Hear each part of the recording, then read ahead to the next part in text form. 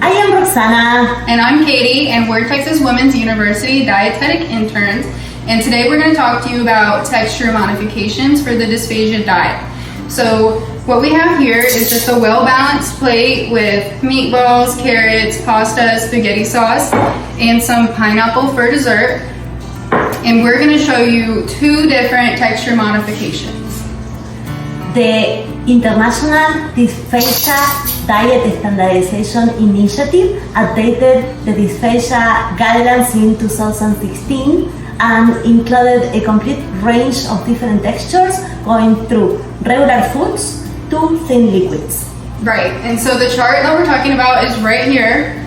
And today what we're going to talk about is minced and moist as well as pureed. And pureed diets are extremely thick. So yeah, with that, let's go ahead and start talking about texture modifications.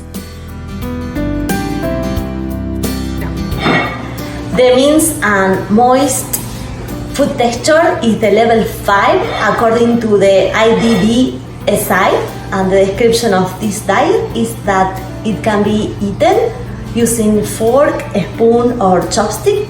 It can also be scooped and shaped, and it is moist, but it doesn't have any separate liquid. And this food level also can have some small lumps that are visible, and for adult size is around 4 millimeters. And the physiological rationale for this level of thickness is that biting is not required, only minimal chewing is required. Then the tongue force alone can be used to cut the food in smaller pieces, and then the tongue is also going to be needed to move the bolus. And this diet is used when patient is getting pain or fatigue with chewing, or when they are missing teeth, or they have poor fitting dentures. Okay, so now we're going to start with our balanced plate, and we're going to change the texture to a minced and moist texture. So for doing that, we're going to need to soften the pasta and cut it in smaller pieces. We are also going to need to cut the meatballs, and we're going to keep the carrots, and we're going also to cut the pineapple. So we're going to start with the pasta now. I'm going to put that in a container, in a safe microwavable container. I am going to add some vegetable broth to moisture that more and to add some flavor as well. So I'm using a 1/4 cup, like that. And now I'm going to put the pasta in the microwave for 1 minute.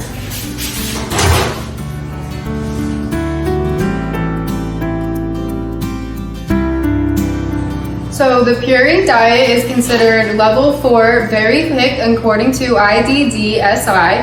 And with this diet, it's usually eaten with a spoon or a fork and cannot be drunk from a cup. So this food does not require any chewing, and it doesn't require forming a bolus to be swallowed. If tongue control is limited, this diet would greatly benefit those people. It also helps people who have limited propulsion or swallowing ability. It would also greatly benefit people who have dentures or ill-fitting teeth, or are just missing teeth. And with this diet, it's a smooth, very thick consistency with no lumps. It's not sticky, and it will come off your fork in one plop, or your spoon in one plop. Foods that require chewing, forming a bolus, or are sticky will not be allowed on this diet.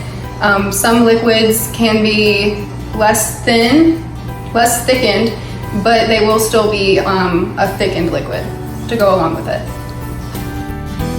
Okay, so the next thing we're gonna do is make a pureed plate. So what we're gonna start with is the pasta. So I'm going to take some vegetable broth. I'm going to measure out maybe half of a fourth, so like an eighth of a cup. I'm just gonna put it into this blender thing. And the next thing I'm gonna do is add my pasta to the blender.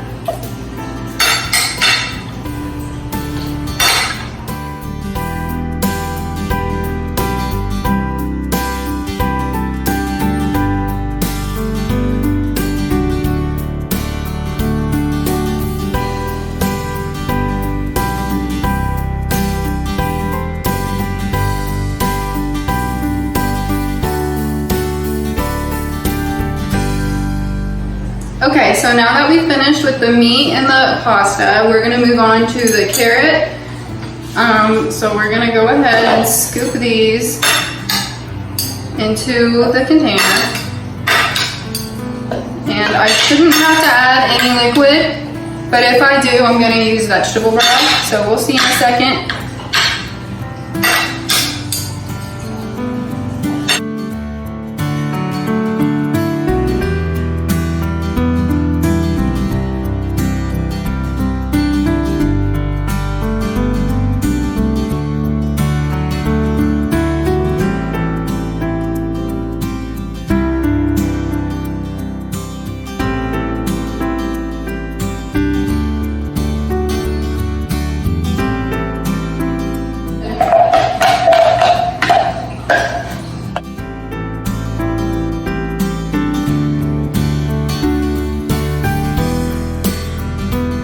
And here we have the 3 different textures, from regulars all the way through to pureed.